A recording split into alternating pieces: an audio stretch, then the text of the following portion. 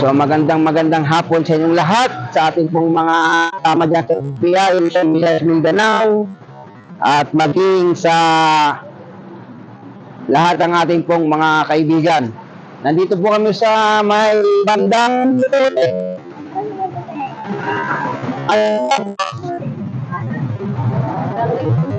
Barangay Putik, o nga. So magbibigay po tayo ng flyers para at least kahit paano may babasahin po sila. Ito po ay sa salita ng Panginoon at bigyan po tayo ng bigas. Okay? Nay.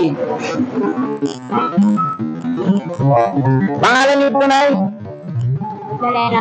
Magdalena, Nay. Babasahin niyo po ito, ha? Ito po ay Tagalog at makakatulong po sa ito. Sa salita ng Panginoon, ha? Opo, ito.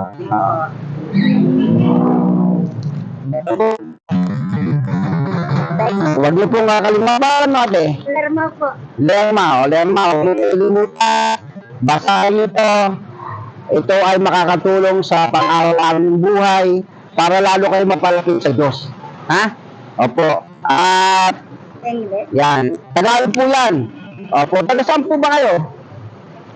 Dito po lang. Ilocana. Ikaw? Bisaya.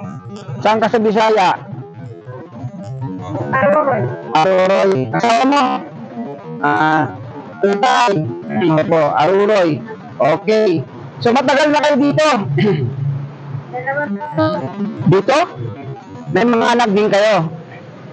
Wala kayong mga anak? Okay. So yun na may konting tulong lamang. Okay? At kami po ay naghahanap talaga magbigyan sa mga ganyang bagay lang. Maliit lang yan, nalitaw sa puso namin. At dito lang, huwag yung kalilimutan ito, ha? Okay po. Ate Lerma. Ate, ha? Okay, salamat po sa inyong dalawa. Ayun na po yan. Okay, so mga kapatid, nandito ako sa Barangay Putik, no? Sa may malapit lang dito sa may highway papunta po Fairview. Hindi lang po tayo namimigay ng bigas, kundi namimigay po rin tayo ng flyers na babasahin nila. Ito po yung salita ng Panginoon na makakatulong sa kanila. Actually, this is our ministry. Hindi lang po si FBI, yung mga